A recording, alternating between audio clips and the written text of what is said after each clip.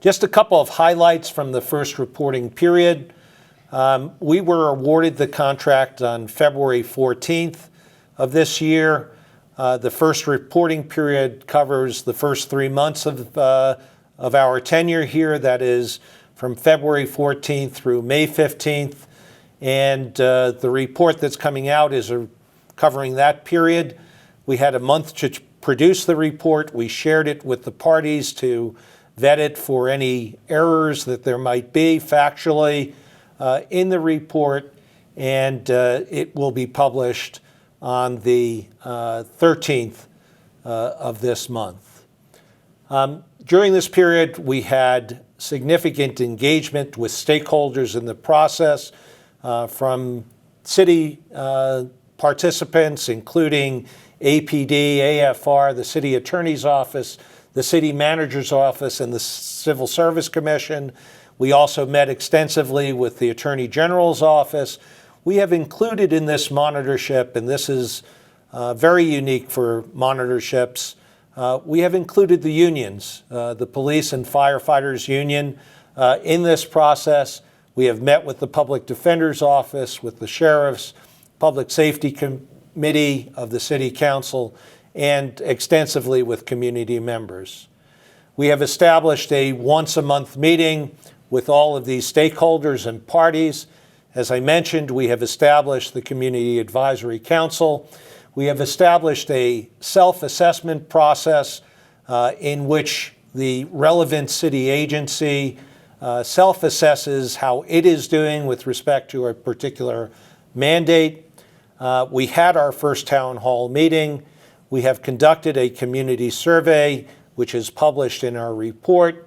We have published those methodologies to aid in the determination of compliance, and we have, in fact, published our first report. The first reporting period, just an overview of the assessment. We examined 36 of 70 mandates under the MADCs.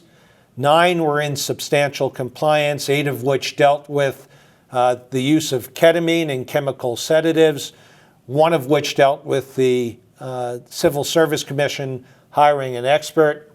Of the remaining 29, 9 are on a cautionary track, and that means that on the report card they show up in a yellow or orange icon.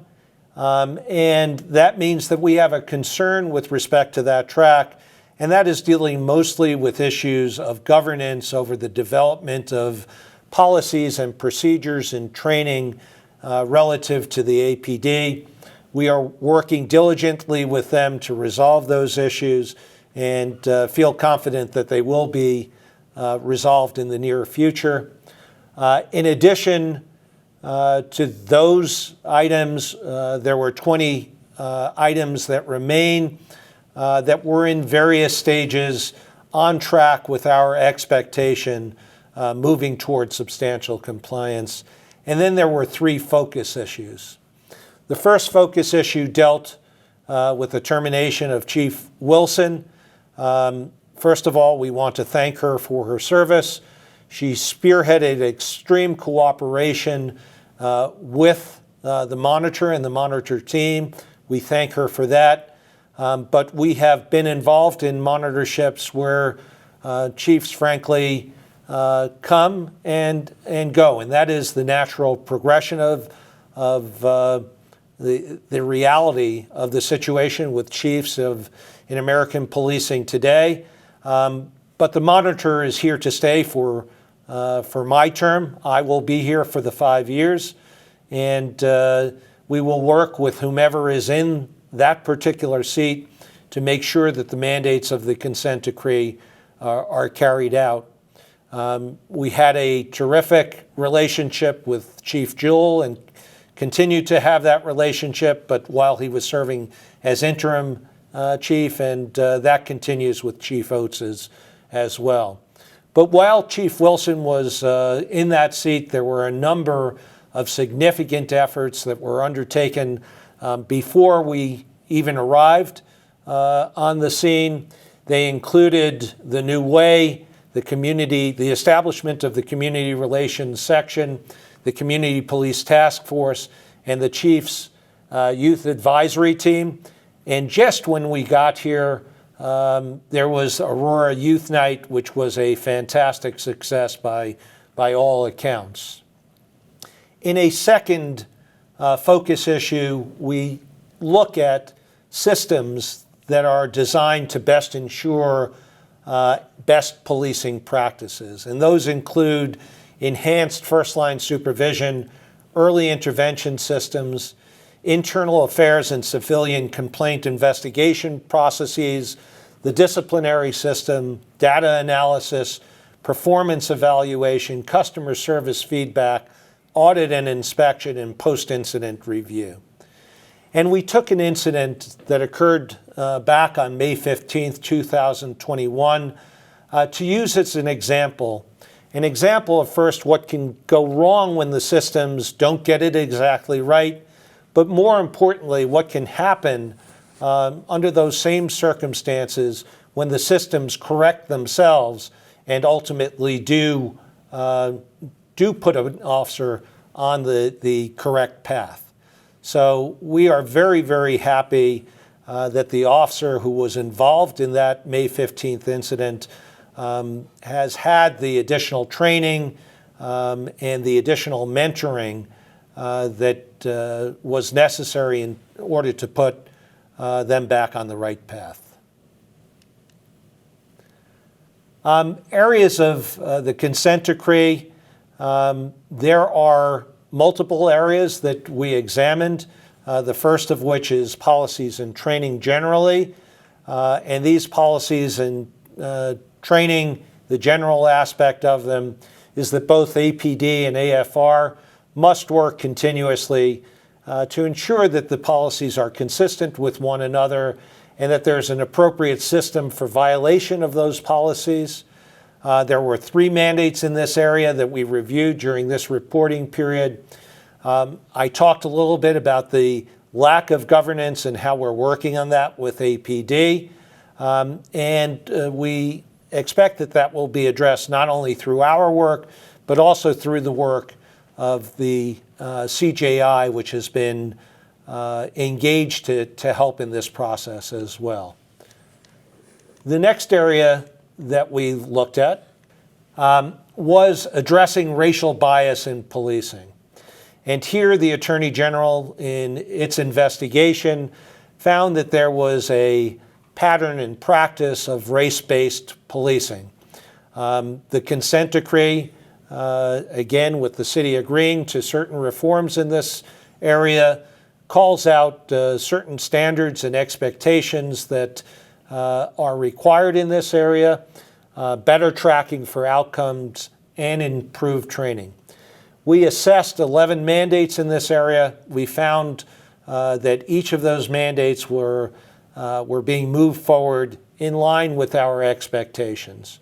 We've worked extensively with APD on finalizing what will be a data collection form for all contacts that the APD has. And this will ensure that constitutional policing is really the way that policing is conducted in Aurora. It's constitutional policing that will also, at the same time, through best practices, make sure that we are fighting crime appropriately here in Aurora. We also dealt extensively with data collection in this area, and we have experts on our team, specifically Robin Engel, who, through her team at the University of Cincinnati, will be helping out in the area of the interpretation of the data which is collected in this area. The next area that we looked at was the use of force, and the AG found in this particular area that there was, again, a pattern of practice of using force excessively, and that also this extended to use of force which might be legal but not necessary, and was disproportionate, and was disproportionate not only in terms of the general population, but specifically with respect to people of color and with respect to people with mental disabilities or in mental health crisis. We assessed 17 mandates in this area, most of which were progressing in line with expectations, but there was some uncertainty with respect to the Force Review Board.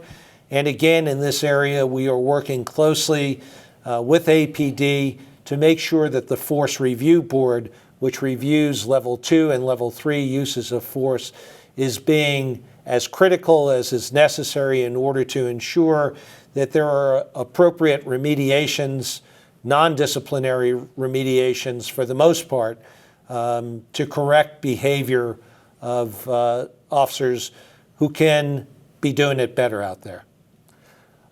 We focused on policies and protocols of that Force Review Board, and we'll be dealing with that much more in this current reporting period too.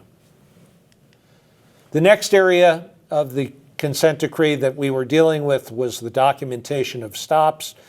Here there was a finding by the Attorney General, again, of a pattern and practice of not collecting the data which was required under state law, and a lack of proper guidance being given to officers on the street in order to conduct what is known as a Terry stop, which requires that there be a reasonable, articulable suspicion in order to make that stop. We are working extensively with the department in this area, and I want to point out at this point of the presentation that the vast majority of the men and women who make up the public safety services of Aurora only want to do the right thing.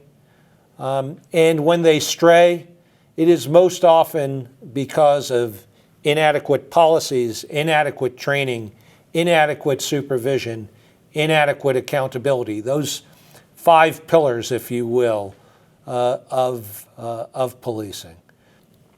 In addition to our work on the data collection portion of stops and the policies relative to Terry stops, we are working on policies relative to stop and frisk, and when searches, both consensual and non-consensual, are permissible, when it's permissible to engage in conversation, and what those conversations with citizens need to look like under the Constitution of both the state of Colorado and the United States. So more to come, much more to come next reporting period in this area. We also looked at the use of sedatives as chemical restraints, and this was a real bright spot in terms of how the department was doing, in this case AFR. We looked at 9 of these areas, and in all 9 of those mandates, there was substantial progress. 8 of them were in substantial compliance. We will continue those assessments going forward, but this looks real good. I think, as most folks know, AFR has discontinued entirely the use of ketamine, but there still are other chemical restraints which are being used on occasion, and we as a monitoring team are looking at each one of those incidents to make sure that they comport with the mandates of the consent decree. We are, in the area of recruitment, hiring, and promotion, working closely with the stakeholders in this process, including APD, AFR, the city, human resources in the city, and of course the Civil Service Commission.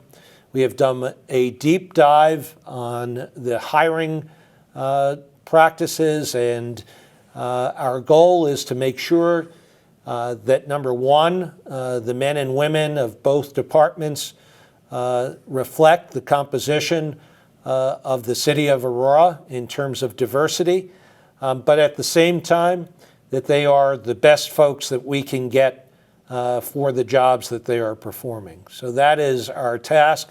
That is what we're working toward. And we are working toward making sure that both APD and AFR have the appropriate input into the process through the hiring steps that are gone through. The last area that we looked at, or I should say the last area of the consent decree, is the area of accountability and transparency. And that is somewhat of an overlay over all of these other areas. We haven't yet gotten into the systems of discipline, but we have talked extensively, and we talk extensively in our report about those systems of accountability and how important those are, although we haven't yet looked at the specific mandates or measured compliance with respect to the specific mandates of this area of the consent decree. So that is really what we've undertaken.